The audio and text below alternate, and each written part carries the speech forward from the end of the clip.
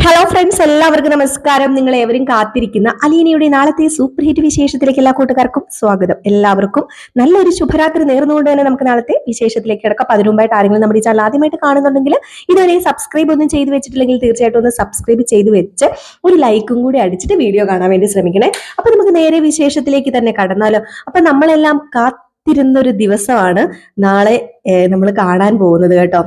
വേറെ ഒന്നുമല്ല, നമ്മുടെ ശരണ്യ സത്യം തുറന്നു പറയാൻ പോവുകയാണ്. സത്യം എന്ന് പറഞ്ഞു കഴിഞ്ഞിട്ടുണ്ടെങ്കിൽ നമ്മുടെ രോഹിത്ത് ശരണ്യനെ ഒന്നും ചെയ്തിട്ടില്ല എന്നുള്ള കാര്യം നമ്മുടെ ശരണ്യ അലീനയോട് തുറന്നു പറയാൻ പോവാണ്. ഏതായാലും ഇത് വലിയൊരു ആശ്വാസമായിരിക്കും അലീനയ്ക്കും ബാലചന്ദ്രനും ഒക്കെ. ബാക്കി കാര്യം ബാലചന്ദ്രൻ നോക്കിക്കോളാം എന്നൊക്കെ പറയുന്ന ഒരു സീൻ നിങ്ങൾ പ്രമോയിൽ കണ്ടു കാണുമല്ലോ അല്ലെ. അപ്പൊ ഞാൻ പറഞ്ഞു കൊളവാക്കുന്നില്ല, നമുക്ക് നേരെ നാളത്തെ സൂപ്പർ ഹിറ്റ് വിശേഷത്തിലേക്ക് തന്നെ കടക്കാം കേട്ടോ. അപ്പൊ അങ്ങനെ ചന്ദനമൊക്കെ തൊട്ടു കൊടുത്തു നമ്മുടെ അലീനയ്ക്ക്. എന്തോ ഭയങ്കര സന്തോഷമായി. ഒരിക്കലും നമ്മുടെ ശരണി വിചാരിച്ചിരുന്നില്ല ഇങ്ങനെ പുറത്തിറങ്ങാം.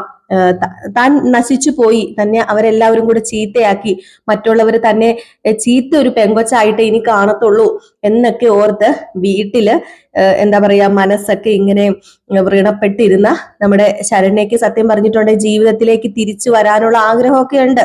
എങ്കിൽ പോലും അത് പുറത്തു കൊണ്ടുവരാൻ നമ്മുടെ അലീന ഒത്തിരി സഹായിക്കുകയാണ് കേട്ടോ. അങ്ങനെ അലീനയ്ക്ക് മാത്രമല്ല, നമ്മുടെ ശരണ്യക്ക് മാത്രമല്ല, ശരണ്യയുടെ അനിയനും ആ കാര്യങ്ങളൊക്കെ പിടികിട്ടുകയാണ്. അങ്ങനെ നമ്മുടെ അലിയനെ അമ്പലത്തിലൊക്കെ പോയിട്ട്, ശരണ്യനെ കൊണ്ട് അമ്പലത്തിലൊക്കെ പോയിട്ട്, ഇനി കൊച്ചിനെ എങ്ങോട്ടാ പോകാൻ ഇഷ്ടം, ഇനി എവിടെയാ ഇഷ്ടം, നമുക്ക് അങ്ങോട്ടേക്ക് പോകാം, നിനക്ക് ഇനി എവിടെയാ പോകേണ്ടതെന്ന് ചോദിച്ചപ്പോഴത്തേക്കും ചേച്ചി ഇനി എനിക്ക് എങ്ങോട്ടും പോകണ്ട, ഇത്രയും തന്നെ ചേച്ചി എന്നെ കൊണ്ടുവന്നില്ല. സത്യമായിട്ട് ഞാൻ വിചാരിച്ചത് എന്നെ നോക്കി എല്ലാവരും കളിയാക്കും, എന്നെ എല്ലാവരും കുറ്റപ്പെടുത്തും, സഹതാപത്തോടു കൂടി എന്തെങ്കിലുമൊക്കെ പറയുമെന്ന. പക്ഷെ ചേച്ചി ഉള്ളത് കൊണ്ട് എനിക്ക് എന്തോ ഒരു പ്രത്യേക ധൈര്യം കിട്ടി. ആരെങ്കിലും ഇനി അങ്ങനെയൊക്കെ പറഞ്ഞാലും ചേച്ചി ഉണ്ടല്ലോ എൻ്റെ കൂടെ.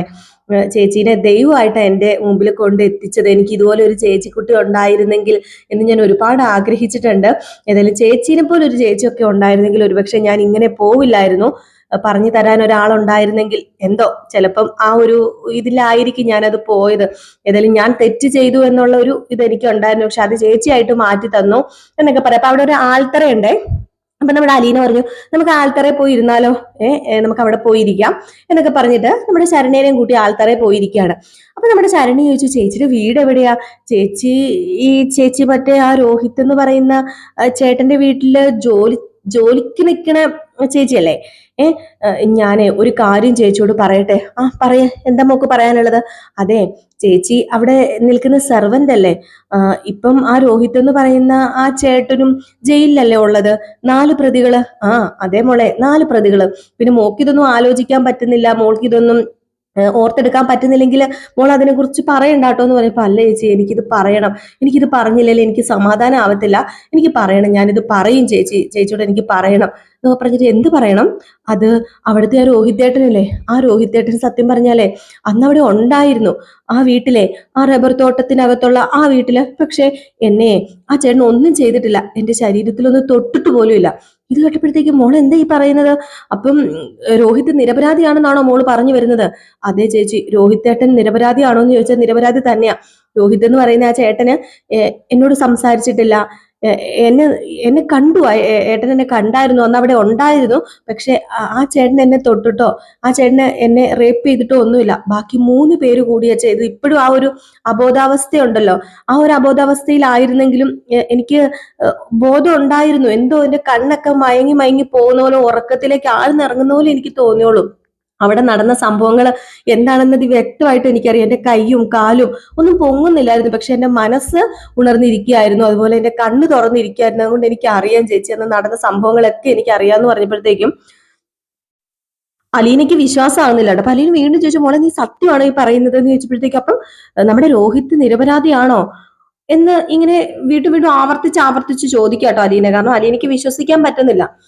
അപ്പം ഉറപ്പിച്ച് തന്നെ പറയുന്നുണ്ട്, എനിക്കറിയാം ആരാണ് എൻ്റെ അടുത്ത് വന്നതെന്നും ആരാണ് എൻ്റെ അടുത്ത് നിന്നതെന്നും, എനിക്ക് അന്ന് എന്താ സംഭവിച്ചെന്നൊക്കെ അത് വ്യക്തമായിട്ട് എനിക്ക് അറിയാം. അലീന ചേച്ചി നിരപരാധിയാണ് എന്നെ ഒന്നും ചെയ്തിട്ടില്ല എന്ന് പറഞ്ഞപ്പോഴത്തേക്കും എനിക്ക് പിന്നെ മോളെന്താ ഇതുവരെ ഒന്നും മിണ്ടാതിരുന്നത്, ആരോട് മോളെന്താ ഇതൊന്നും പറയാതിരുന്നതെന്ന് ചോദിച്ചപ്പോഴത്തേക്കും അത് പിന്നെ എനിക്ക് സത്യം പറഞ്ഞു കഴിഞ്ഞിട്ടുണ്ടെങ്കിൽ ഞാൻ അതൊന്നും ഓർത്തെടുക്കാൻ ആഗ്രഹിക്കാത്ത കാര്യമായിരുന്നു. പക്ഷെ എനിക്കിപ്പോ എന്തോ എന്റെ മനസ്സിലേക്ക് പെട്ടെന്ന് അന്ന് നടന്ന കാര്യങ്ങളൊക്കെ ഓടി വന്നത് ചിലപ്പോൾ ചേച്ചി കാരണമായിരിക്കാം, അല്ലെങ്കിൽ ദൈവം എന്നെ ഓർമ്മിപ്പിച്ചതായിരിക്കാം നിരപരാധിയായ ഒരാളെ ഇങ്ങനെ ഞാൻ ഞാൻ ഇങ്ങനെ ഒക്കെ ചെയ്യുന്നത് കൊണ്ട് ചിലപ്പം ദൈവം എന്നെ ഇങ്ങനെ തോന്നിപ്പിച്ചതൊക്കെ ആയിരിക്കാം ചേച്ചി, എനിക്കറിയാം ഉറപ്പായിട്ടും രോഹിത് എന്ന് പറയുന്ന ആ ചേട്ടൻ നിരപരാധിയാ. പക്ഷെ ഹരിയും ആ രണ്ട് കൂട്ടുകാരന്മാരും ഒരിക്കലും രക്ഷപ്പെടാൻ പാടില്ല ചേച്ചി. അവന്മാരെന്നെ അത്ര ക്രൂരമായിട്ട് അന്ന് എന്നോട് പെരുമാറിയത്, അതുകൊണ്ട് ഒരിക്കലും ഒരിക്കലും ഹരിക്ക് മാപ്പ് കൊടുക്കരുത്, ഒരിക്കലും ഒരിക്കലും അവൻ പുറത്തു വരരുത്, അവന് മാക്സിമം എത്രമാത്രം ശിക്ഷ മേടിച്ചു കൊടുക്കാമോ അത്രമാത്രം ശിക്ഷ മേടിച്ചു കൊടുക്കണം എന്നൊക്കെ പറഞ്ഞ് എന്തോ ഒരു വേറൊരു അവസ്ഥയിലേക്ക് നമ്മുടെ ശരണ്യ പോവാ. അപ്പോഴത്തേക്കും പെട്ടെന്ന് തന്നെ അലീന പറഞ്ഞു, വേണ്ട മോളെ, വേണ്ട, നീ കഴിഞ്ഞ കാര്യങ്ങളെ കുറിച്ച് ഒന്നും ചിന്തിക്കണ്ട. ഏതായാലും മോളിപ്പോ ഇത് പറഞ്ഞല്ലോ, ഏതായാലും വലിയ ഉപകാരം തന്നെ ആയിരിക്കും കൊച്ചെ നീ ഇത് പറഞ്ഞത്. കാരണം എനിക്കും തോന്നിയിട്ടുണ്ട്, അവന് കഴിഞ്ഞ ദിവസം അവിടെ അച്ഛൻ ജയിലിൽ കാണാൻ പോയായിരുന്നു. അപ്പൊ അവന് സംസാരിക്കണ്ട, അതുപോലെ അവന് വേണ്ടി ആരെയും അവൻ ജാമ്യത്തിൽ ഇറങ്ങണ്ട, അവന് വക്കീലിനെ വെക്കണ്ട എന്നൊക്കെ പറഞ്ഞ് അവൻ ഒരുപാട് പറയുന്നുണ്ടായിരുന്നു. പക്ഷെ എന്താ അതിന്റെ പിന്നിലെന്നൊന്നും എനിക്ക് അറിയില്ലായിരുന്നു. പക്ഷെ നിരപരാധിയായ അവന്റെ മനസ്സിൽ ഇത് വല്ലാതെ മുറിവേൽപ്പിച്ചിട്ടുണ്ട്. അപ്പൊ അതുകൊണ്ട് തന്നെ ആയിരിക്കും മോളെ എനിക്കിത് എത്രയും പെട്ടെന്ന് അച്ഛനെ അറിയിക്കണം. അങ്ങനെ നിരപരാധിയാണെങ്കിൽ ഒരിക്കലും അവൻ ശിക്ഷിക്കപ്പെടാൻ പാടില്ല. മോൾ ഒരു കാര്യം ചെയ്യണം, ഞാൻ ബാക്കി കാര്യങ്ങളൊക്കെ നോക്കിക്കോളാം, മോള് ഇത് ആര് വന്ന് ചോദിച്ചാലും മോൾ ഇത് പറയൂല്ലോ എന്ന് പറഞ്ഞപ്പോൾ ഉറപ്പായിട്ടും ഞാൻ പറയും ചേച്ചി, ഞാൻ എന്താ പറയാതിരിക്കേണ്ട കാര്യമൊന്നും എനിക്കില്ലല്ലോ. കാരണം ഞാൻ പറയും, എന്നെ ആ ചേട്ടനൊന്നും ചെയ്തിട്ടില്ല, പിന്നെ എന്തിനാ ഞാൻ ആ ചേട്ടനെ വെറുതെ കുറ്റപ്പെടുത്തുകയും അതുപോലെ വെറുതെ ശിക്ഷ മേടിച്ചു കൊടുക്കുകയൊക്കെ ചെയ്യുന്നത്. അല്ല, മോളുടെ കൂടെ ഉള്ളവരൊക്കെ ചിലപ്പോൾ പറയുമായിരിക്കും ഞാൻ മോളെ കൊണ്ട് പറഞ്ഞിത് മാറ്റിപ്പിച്ചതാന്ന് പറയാൻ ചാൻസ് ഉണ്ട്. കാരണം മോളുടെ കൂടെ ഉണ്ടല്ലോ ഞാനിപ്പം, രോഹിത്തിന്റെ വീട്ടിലാണല്ലോ ഞാൻ ജോലിക്ക് നിൽക്കുന്നത്. അപ്പൊ ചിലപ്പോൾ എല്ലാവരും പറയും മോളെ കൊണ്ട് പറഞ്ഞു മാറ്റിപ്പിച്ചതാണെന്ന്. പക്ഷെ മോള് ഉറപ്പാണല്ലോ അല്ലേന്ന് ചോദിച്ചപ്പോഴത്തേക്ക് എനിക്കിത് ചെന്ന് പറയാലോ രോഹിത്തിന്റെ അച്ഛനോടെന്ന് പറഞ്ഞപ്പോൾ ഉറപ്പായിട്ടും ചേച്ചിക്ക് ചെന്ന് പറയാം, അത് ഉറപ്പാണ്. ഒരിക്കലും ഒരു നിരപരാധിയും ശിക്ഷിക്കപ്പെടാൻ പാടില്ല ചേച്ചി, ഉറപ്പായിട്ടും ചേച്ചിക്ക് ചെന്ന് പറയാന്ന് പറയാം. ഏതായാലും എന്നാ പിന്നെ ബാ മോളെ ഞാൻ വീട്ടിലാക്കിയിട്ട് എത്രയും പെട്ടെന്ന് അച്ഛൻ്റെ അടുത്തേക്ക് എനിക്ക് എത്തിയേ പറ്റത്തുള്ളൂ. കാരണം അച്ഛൻ അതുപോലെ തകർന്നിരിക്കുകയാണ്, പാവം ഒരു മനുഷ്യനാ, അതുപോലെ വേദനയുണ്ട്. അന്ന് രോഹിത്തിനെ പോലീസ് കൊണ്ടുപോയപ്പോഴത്തേക്കും തന്നെ വല്ലാത്തൊരവസ്ഥയിലെത്തി, ഹോസ്പിറ്റലിലായിരുന്നു 1-2 ആഴ്ച. അപ്പൊ അതുകൊണ്ട് എനിക്ക് ഈ കാര്യം ഇവർ എത്രയും പെട്ടെന്ന് അറിയിക്കണം. ഒരുപാട് സന്തോഷമാകും. ഒരു കുടുംബത്തിന്റെ സമാധാനം തന്നെ തിരിച്ചു കിട്ടാൻ പോവുകയാണ് എന്നൊക്കെ പറഞ്ഞിട്ട് നമ്മുടെ ശരണ്യനെ വീട്ടിൽ കൊണ്ട് ഏൽപ്പിച്ചിട്ട് ആണ് നമ്മുടെ അലീന തിരിച്ച് എങ്ങോട്ടേക്ക് പോകുന്നത്, ബാലചന്ദ്രന്റെ അടുത്തേക്ക് പോകുന്നത്, അതായത് നെടുമ്പുരയ്ക്കൽ വീട്ടിലേക്ക് പോകുന്നത്. ഈ ഒരു സമയത്താണെങ്കിൽ നമ്മുടെ ബാലചന്ദ്രൻ ഡയറക്റ്റ് ആയിട്ട് ജ്വല്ലറി പോയോ ഒരു ഷോപ്പിലും പോയി ഇരിക്കുന്നില്ല. അവിടെ സ്റ്റാഫുകളും അതുപോലെ മാനേജർമാര് അങ്ങനെയൊക്കെ എല്ലാവരും ഏൽപ്പിച്ചിട്ടാണ് നമ്മുടെ ബാലചന്ദ്രൻ അവിടെ ഇരിക്കുന്നത്. അപ്പം ഗോവർദ്ധനെ വിളിച്ചിട്ട് കാര്യം തിരക്കാണ്, കടയിൽ എങ്ങനെയുണ്ട്, ആൾക്കാരെങ്കിലും എന്തെങ്കിലുമൊക്കെ ചെയ്യുന്നുണ്ടോ, വരുന്നുണ്ടോ, കടയ്ക്കെതിരെ എന്തെങ്കിലുമൊക്കെ ചെയ്യുന്നുണ്ടോ എന്ന് ചോദിച്ചപ്പോൾ ഇതുവരെ ഒന്നും ഉണ്ടായിട്ടില്ല. മാത്രമല്ല പോലീസ് പ്രൊട്ടക്ഷൻ ഇപ്പൊ ഇവിടെ ഉണ്ടല്ലോ, അപ്പൊ അതുകൊണ്ടാണോ എന്നറിയില്ല. ഇതിലിനി അവര് പോയി കഴിയുമ്പോൾ എന്താവും അറിയില്ല ബാലേട്ടാന്ന് പറയുമ്പോൾ, എന്തുണ്ടെങ്കിലും എന്നെ വിളിക്കണം കേട്ടോ ഗോവർദ്ധന, ഞാനിപ്പോ അങ്ങോട്ടേക്ക് വന്നാൽ ശരിയാവത്തില്ല, അതുകൊണ്ട് ഞാൻ അങ്ങോട്ടേക്ക് വരാത്തത്.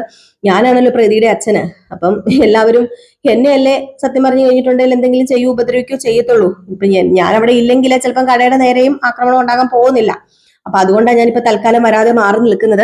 പിന്നെ കുറച്ച് കാര്യങ്ങളൊക്കെ ഉണ്ട്, വക്കീലിനെയൊക്കെ ഒന്ന് പോയി കാണണം. അവൻ എന്താ അങ്ങനെ പറഞ്ഞതൊന്നും അറിയില്ല. ഏതായാലും എന്റെ മോനല്ലേ, അവനെ അവിടെ ഇട്ട് എനിക്ക് അവന്റെ ജീവിതം അവസാനിപ്പിക്കാൻ പറ്റത്തില്ലല്ലോ. തെറ്റ് ചെയ്തു, അവനും തെറ്റ് ചെയ്തെങ്കിൽ അവനും തെറ്റ് പൊറുക്കാനുള്ള ഒരു അവസരം കൊടുക്കണ്ടേ. ഏതായാലും ഞാൻ വക്കീലിനെ വെച്ച് ഒരു നല്ലൊരു വക്കീലിനെ കാണാനൊക്കെ പോകണം. ബാക്കി കാര്യങ്ങളൊക്കെ ഗോവർദ്ധൻ അവിടെ ചെയ്തോ എന്നൊക്കെ പറഞ്ഞിട്ട് നമ്മുടെ ബാലചന്ദ്രൻ നേരെ വക്കീലിനെ കാണാനൊക്കെ പോകാൻ വേണ്ടി റെഡി ആയിട്ട് നിൽക്കുകയാണ് കേട്ടോ. അപ്പൊ ഈ ഒരു സമയത്താണ് നമ്മുടെ അലീന ഓടിക്കതച്ച് വരുന്നത് നമ്മുടെ ശരണ്യയുടെ വീട്ടിൽ നിന്ന്. അങ്ങനെ ഓടിക്കതച്ച് അലീന വീട്ടിലേക്ക് എത്താണ്. അലീനയ്ക്ക് എങ്ങനെയെങ്കിലും ഒന്ന് വീടെത്തിയാൽ മതി. ഇതുവരെ ആ ഒരു വണ്ടിയിലൊക്കെ കയറി ഓട്ടോയിലൊക്കെ കയറി ഇരുന്നിട്ട് വീടാകുന്നില്ലല്ലോ. ഇന്നും പെട്ടെന്ന് എത്തുന്ന അലീനയ്ക്ക് ഇന്ന് പെട്ടെന്ന് എത്താൻ പോലും പറ്റുന്നില്ല, വീടാകുന്നില്ലല്ലോ, വീട്ടിലെത്തുന്നില്ലല്ലോ എന്നുള്ള ഒരു വെപ്രാളത്തോടു കൂടിയാണ് കേട്ടോ നമ്മുടെ അലീന വരുന്നത്. അങ്ങനെ അലീന നേരെ വീട്ടിൽ വന്നു കഴിഞ്ഞപ്പോഴത്തേക്കും നമ്മുടെ ബാലചന്ദ്രന് എവിടെയോ പോകാൻ വേണ്ടി റെഡി ആവുക. അപ്പൊ അലീന വന്ന ഉടനെ നമ്മുടെ ബാലചന്ദ്രൻ ചോദിച്ചു, ഓ എത്തിയോ, ഇത് എന്ത് പറ്റി, ഇന്ന് നേരത്തെ വന്നു, അല്ലെങ്കിൽ നീ 3, 4, 5 മണിക്കൂറൊക്കെ കഴിഞ്ഞ് രാവിലെ പോയിട്ട് സന്ധ്യ ആവൂല വരുമ്പം, എന്ത് പറ്റി ഇന്ന് നേരത്തെ വന്നത്, അവിടെ ഉള്ളവരെല്ലാം നിന്നെ തല്ലി ഓടിച്ചോ എന്ന് ചോദിച്ചപ്പം, അത് പിന്നെ അച്ഛനിങ്ങ് വന്ന് എനിക്ക് അച്ഛനോട് ഒരു കാര്യം പറയാനുണ്ടെന്ന് പറഞ്ഞു. ഇപ്പൊ എന്ത് കാര്യം നിനക്ക് പറയാനുള്ളത്?